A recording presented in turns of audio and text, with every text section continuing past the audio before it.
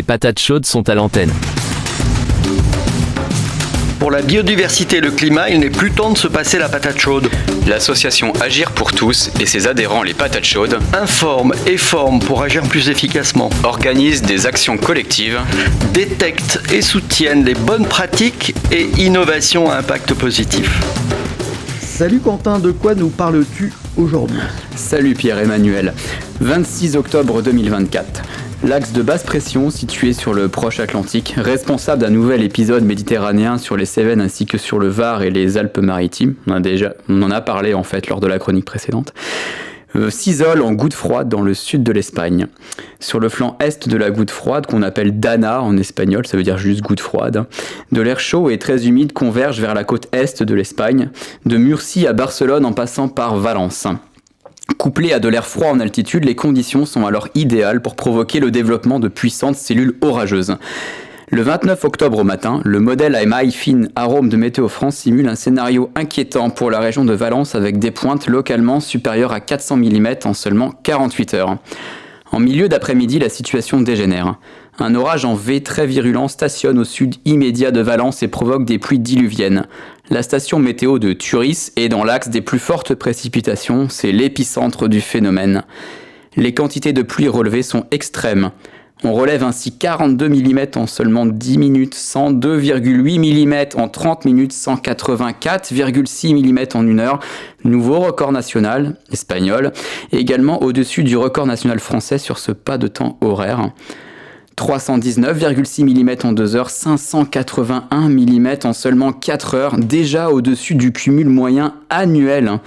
Et sur 24 heures, il tombe 771,8 mm, soit la deuxième valeur la plus forte jamais mesurée en Espagne, derrière les 817 mm à Oliva le 3 novembre 1987, et également près de Valence. Des chiffres qui donnent le tournis et font froid dans le dos. Conséquence logique de ce déluge, les cours d'eau de la région connaissent des crues éclairs qui dévalent les pentes des reliefs avant de finir leur course dans les espaces très urbanisés et peuplés de l'agglomération de Valence. Le bilan est tragique. Au moment où j'ai écrit cette chronique, le 11 novembre, on dénombre 222 morts et encore des dizaines de disparus. La commune de Paiporta, tout près de Valence, est l'épicentre de cette tragédie. Le traumatisme est total.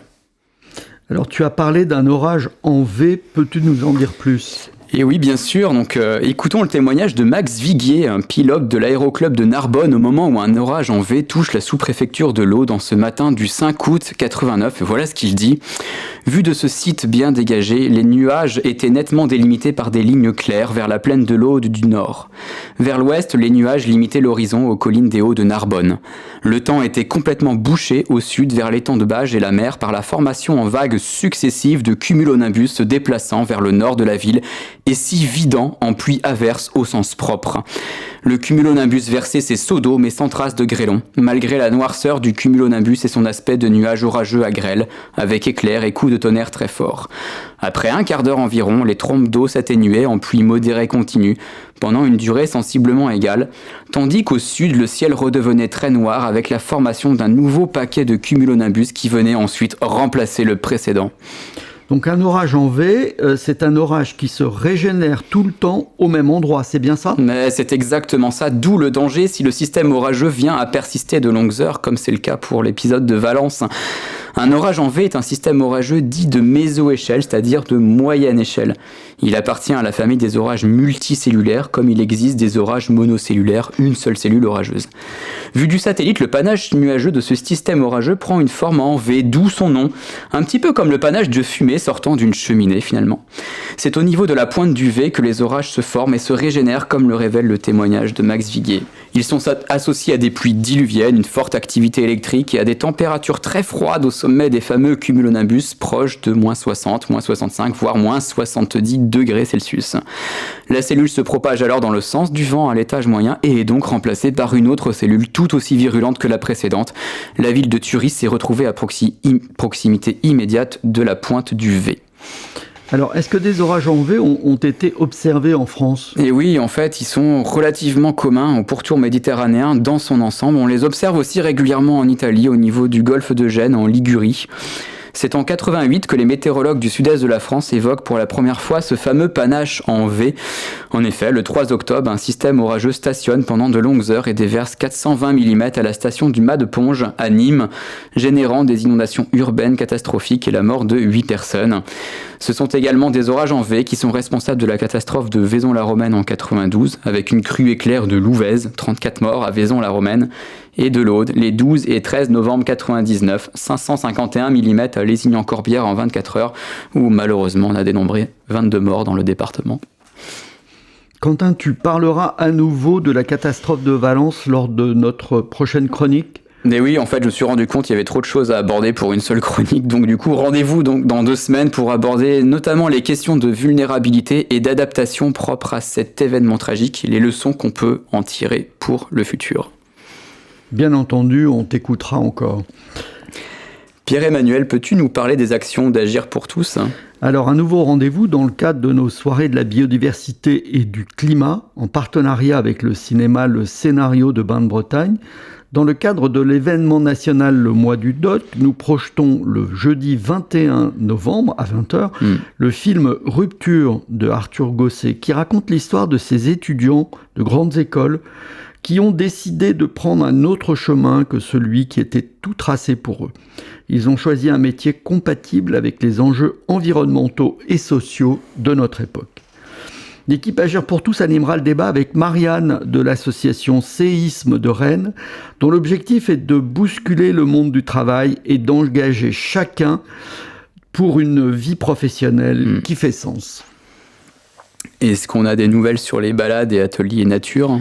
Oui, et d'ailleurs, toute l'équipe sera à l'honneur dans notre soirée du mois de décembre, qui aura lieu d'ailleurs le 12 décembre, la soirée biodiversité et climat au scénario, pour laquelle nous projetterons le film Natura, qui démontre que l'expérience de nature représente une ressource inépuisable de bien-être physique et mental. Ouais. Alors, et voici, on rappelle quelques rendez-vous de novembre et décembre. Donc, samedi 30 novembre, de 13h30 à 16h30, c'est Vera qui vous initie à la cueillette des champignons dans la forêt de Liffré, au nord-est de Rennes. Samedi 7 décembre, de 14h à 16h, Vera toujours vous fait mieux découvrir les lichens de nos arbres au parc des Gailleuls de Rennes. Et c'est une période idéale pour les observer, puisque les feuilles, souvent, ne sont plus là pour les dissimuler. Mercredi 11 décembre de 14h30 à 17h30, vous avez rendez-vous avec Isabelle au Jardin des Merveilles au Châtelier pour vous initier à la vannerie sauvage. Cet atelier est également proposé les 14, 18 et 21 décembre. Samedi 21 décembre de 9h à 11h, Valentin vous propose une matinée d'observation des oiseaux hivernants au domaine de Careil. Découvrez toutes les sorties et réservez en ligne sur notre site Agir pour tous. Et quelles sont les nouvelles du projet Mobilité pour tous ?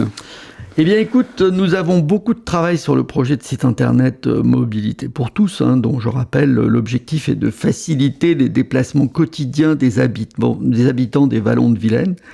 Et comme nous voulons faire les choses bien, nous avons pris la décision de décaler le lancement en mars 2025. C'est quand même plus sage. Ce délai nous donnera notamment le temps d'interviewer avec Radio Laser des habitants des Vallons de Vilaine pour mieux cerner leurs difficultés pour se déplacer et leurs attentes. En effet, il faudra peut-être un petit peu de temps pour récupérer toutes ces informations-là. Et avec Marie, trésorière de l'asso, tu as participé à un atelier fresque samedi dernier à Saint-Snoux. De quoi s'agissait-il ? Oui, alors nous étions au bar à nous, le bar associatif de Saint-Snoux, pour participer à une fresque des nouveaux récits animée par Julie. Car effectivement, pour créer une société différente, il faut déjà l'imaginer. Certes. Nous allons écouter tout d'abord Cécile, qui nous accueillait dans ce lieu bien agréable, puis Julie pour nous parler de la fresque, et ensuite le projet d'un des 3 groupes avant la conclusion de Julie. Écoutons-les. Bonjour Cécile, donc tu es bénévole au bar à nous ? Bénévole et je suis partie de la commission animation et donc bar à nous au cours de l'AG et tout au long de l'année il y a un site ouvert pour que tous les gens qui ont envie de proposer des animations puissent les inscrire. Et notre travail, c'est de les recontacter, de voir avec eux la faisabilité.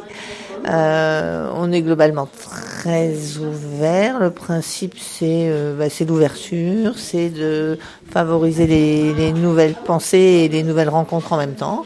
Donc du coup, l'item paraissait tout à fait adapté. Bonjour Julie, aujourd'hui tu organises une fresque des nouveaux récits au bar à nous. Alors, qu'est-ce que tu peux nous en dire en quelques mots ? Alors, la fresque des nouveaux récits, c'est une expérience où on va explorer ensemble cette question justement des nouveaux récits. Donc, comment est-ce qu'on peut faire émerger des futurs qui donnent envie, qui soient désirables, tout en étant compatibles avec les limites de notre planète, et comment est-ce que tout ça peut amener des changements de comportement. Ça consiste en une première partie qui va être structurée donc autour de cartes qui vont former une fresque avec des liens de cause à effet. On va aller, dans le cadre de la fresque des nouveaux récits, explorer comment est-ce que les récits dominants qui sont racontés aujourd'hui, comme par exemple celui de la compétition, des normes qui vont être nuisibles pour l'environnement, ils vont verrouiller la transition. Donc ça, c'est toute la première partie. On va explorer ça. La deuxième partie, on va vraiment mettre au cœur le pouvoir d'agir de chacun, chacune, puisque vous allez vous retrouver en position d'imaginer des nouveaux récits en choisissant. Chaque groupe va choisir une thématique qui lui tient à cœur et va imaginer comment la société aura évolué en 2030 grâce à vous. Bonjour mes petits enfants. Ah, ce qu'on est bien dans ce bar-épicerie. Le menuisier mécano d'à côté est un peu bruyant, mais ça va. Au moins depuis 2 ans, on n'est plus obligé d'aller à 50 km pour les réparations. En plus, tout le monde se croise dans le bourg autour de ces lieux. Vous savez, lorsque la mairie est passée sur une liste citoyenne en 2022, on n'y croyait pas. Et puis, si. Un bar-épicerie en 2023, une librairie en 2024 et le magasin des artisans en 2027. C'est chouette, ça crée de la vie et du travail local. Depuis, tout le monde a le sourire. Plus spécifiquement, pour manger... Mes chers petits-enfants, pouvez-vous imaginer qu'il y a encore 5 ou 6 ans, la plupart des gens prenaient leur voiture pour se rendre, le samedi après-midi, dans les centres commerciaux de Rennes pour acheter des vêtements fabriqués à l'autre bout du monde, dans des conditions de travail indignes. Il fallait y retourner souvent, car malheureusement, ces vêtements et ces chaussures s'abîmaient très vite. Les choses ont commencé à changer à Saint-Snou, où sont nées les fripes parties, et où Coralie a monté sa boutique de vêtements d'occasion. Petit à petit, les fripes parties ont pris de l'ampleur, et à partir de 2025, jusqu'à avoir leur propre local en 2026, où les gens pouvaient passer régulièrement, déposer les vêtements qu'ils n'utilisaient plus, en récupérer d'autres, et récupérer aussi les tissus pour se fabriquer leurs propres vêtements. Des cours de couture aussi ont vu le jour, notamment à Saint-Malo-de-Filly, se sont mis en place petit à petit. En parallèle, d'autres personnes ont eu envie de fabriquer leurs propres textiles pour compléter l'offre de vêtements et de textiles d'occasion. Les champs de maïs, qu'on voyait encore il y a quelques années, ont été progressivement remplacés par des cultures de lin et de chanvre. Quelques familles se sont mis à élever des moutons. En 2028, Lucienne et Bives ont embauché des jeunes pour leur apprendre le métier de tisserand afin que cette tradition se perpétue.